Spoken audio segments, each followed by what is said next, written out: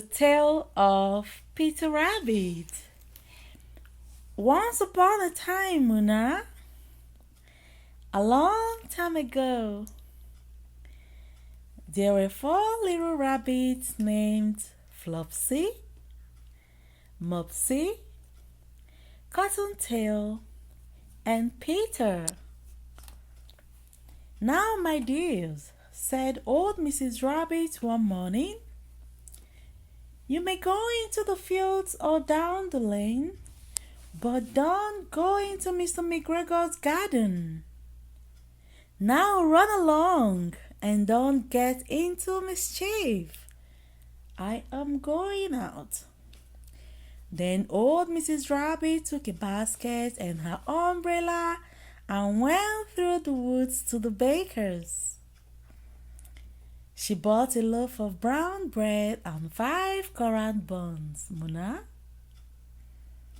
Flopsy, Mopsy, and Cottontail, who were good little bunnies, went down the lane to gather some blackberries. But Peter, who was very naughty, ran straight away to Mr. McGregor's garden and squeezed under the gate. First, he ate some lettuce and some green beans, and then he ate some radishes. And then, feeling rather sick, he went to look for some parsley. But round the end of the cucumber frame, whom should Peter meet but Mr. McGregor? Mr. McGregor jumped up and ran after Peter, waving a rake and calling out, "Stop thief! Stop thief! Stop thief! Stop thief!" Peter was so frightened. He rushed all over the garden, for he had forgotten the way back to the gate.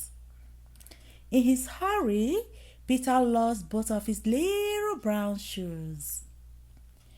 Peter might have gone away altogether if he had not run into a gooseberry net and got caught by the large brass buttons on his jacket. Peter worked so hard to free himself. Mr. McGregor was about to grab Peter when he wriggled out just in time. Peter had to leave his blue jacket behind. Peter rushed into the tool shed and jumped into a watering can. It would have been a perfect thing to hide in if he had not had so much water in it. Mr. McGregor was quite sure that Peter was somewhere in the tool shed, perhaps hidden under a flower pot. He began to turn them over carefully, looking under each. Suddenly, Peter sneezed. Kachku! Kachku! Kachku! Mr. McGregor was after him in no time.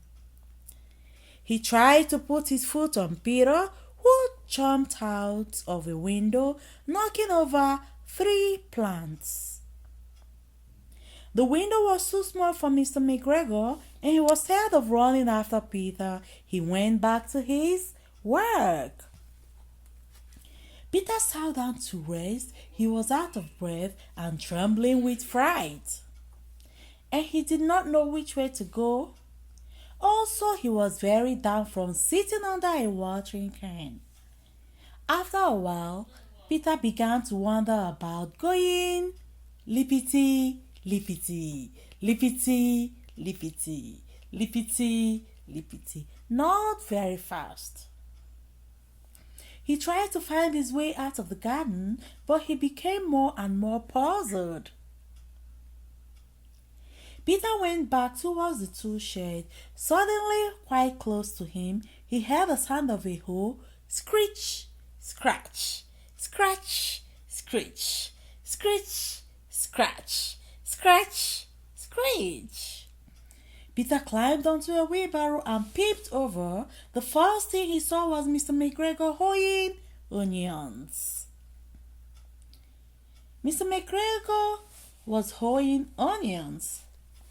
His back was turned towards Peter, and beyond him was the gate. Peter got down very quietly off the wheelbarrow and and started running as fast as he could go. Mr. McGregor caught sight of him at the corner, but Peter did not care. He ran along a straight path and behind some blackcurrant bushes.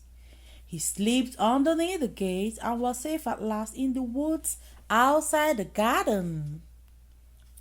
Peter never stopped running or looked behind him till he got home. He was so tired that he flopped down on the nice soft sand of the rabbit hole and shut his eyes. Yes, Muna. He did not feel well. His mother put him to bed and gave him some chamomile tea. But Flopsy, Mopsy, and Cottontail had a delicious supper of bread and milk and fresh blackberries. This is the end of the story. Clap for Muna. Bum, bum, bum, bum, bum, bum. Muna loves the tale of Peter Rabbit. Say bye. Bye-bye.